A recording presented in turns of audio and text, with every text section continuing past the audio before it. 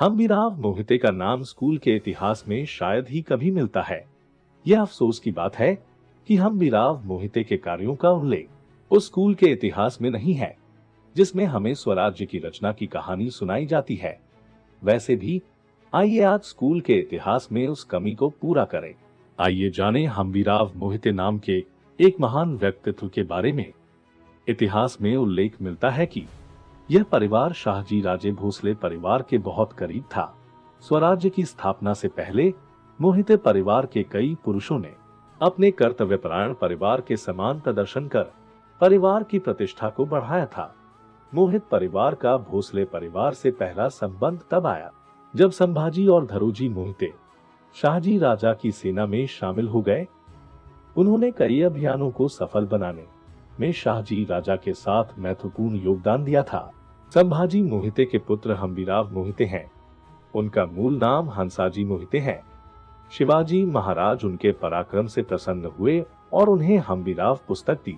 संभाजी मोहिते ने अपनी बेटी सोयराबाई की शादी शिवाजी महाराज से करा दी और भोसले और मोहिते परिवार कभी न खत्म होने वाले रिश्ते में एकजुट हो गए। बाद में हम्बीराव मोहिते ने अपनी बेटी ताराबाई की शादी शिवाजी महाराज के बेटे राजाराम महाराज से भी कराई और सोयरिक को मजबूत बनाया। हम्बीराव मोहिते अपने पूर्वजों की तरह ही बहादुर थे क्योंकि उन्हें अपना कर्तव्यपरायण परिवार विरासत में मिला था। किसी भी संकट का डटकर सामना करना वे अपना धर्म मानते थे। सबसे पहले हम्बीराव मोहिते शिवाजी महाराज की सेना में एक सेनानी थे।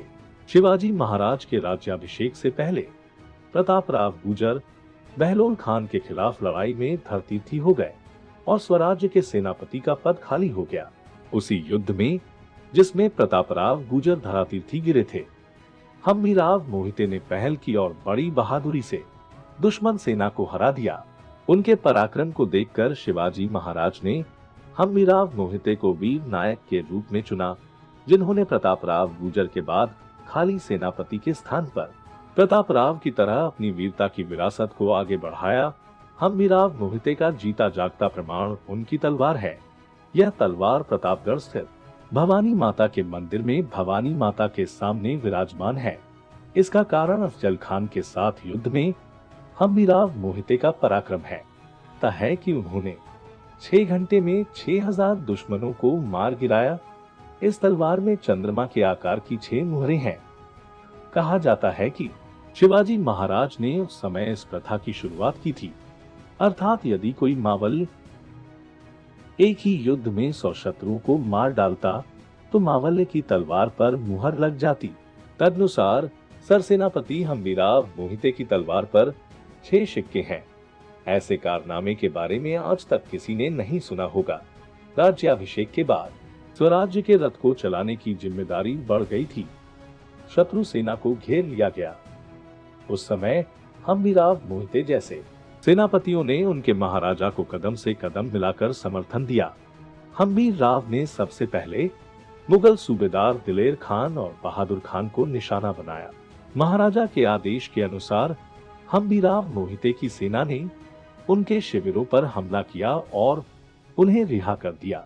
इसके बाद उन्होंने खानदेश, बागलाल, गुजरात, बरहानपुर, वरहाड, माहूड, वरकट तक जीत हासिल की और हर मुगल को निष्कासित कर दिया। उनकी वीरता के कारण स्वराज्य की शक्ति दिन ब दिन बढ़ती जा रही थी। शत्रु सेना हम्बीराव की ओर जाते हुए 2 बार सोचने लगी। इधर मुगलों के साथ साथ उसने आदिलशाही को भी तगड़ा झटका दिया। कर्नाटक में कोप्पल के आदिलशाही पठानी ने सरदार हुसैन खान को हराया और लोगों को स्वराज्य की छत्रछाया में लाया। सरसेनापति का पद संभालने के बाद से बिना एक पल की झिझक के हम्बीराव को हर तरफ स्वराज का झंडा फहराना था। इस बीच छत्रपति शिवाजी महाराज का निधन हो गया और स्वराज्य अनाथ हो गया। शिवाजी महाराज के बाद निश्चित रूप से स्वराज्य की बागडोर सबसे बड़े पुत्र संभाजी महाराज के पास जाएगी, लेकिन दरबार में एक समूह ने संभाजी महाराज के बजाय राजाराम महाराज को सिंहासन पर स्थापित करने का प्रयास किया।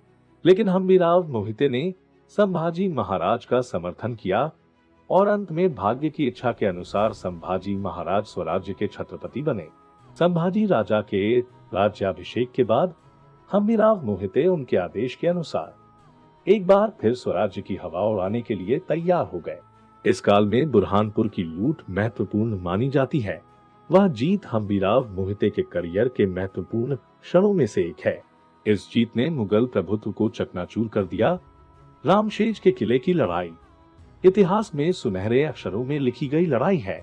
इस लड़ाई में हम्बीराव ने किले की घेराबंदी कर ली थी और खान के साथ उसकी अच्छी लड़ाई हुई थी। इसके बाद भी स्वराज्य के बाहर से मुगल सरदारों कुलीच खान, रहुल्ला खान, बहादुर खान और शाहजादा आजम को निष्कासित करते हुए हम्बीराव मोहिते ने अपने कौशल पर दांव लगाया। हम्बीराव की अंतिम लड़ाई वाई के पास मुगल प्रमुख सरदार सरजा खान के खिलाफ थी। इस युद्ध में भी स्वराज्य के सेनापति हम्बीराव मोहिते धृततीर्थ अपनी वीरता का परिचय देते हुए तोप के गोले से नीचे गिर पड़े। यह सच है कि मराठों ने यह लड़ाई जीती, लेकिन उन्होंने अपना कीमती हीरा खो दिया। जी महाराज के करियर की हर लड़ाई में हम्बीराव मोहिते का नाम देखा जा सकता है। अपनी सर्वश्रेष्ठ क्षमता का प्रदर्शन करते हुए हम्बीराव ने अंतिम सांस तक संघर्ष किया और शिवाजी महाराज की पसंद को साकार किया।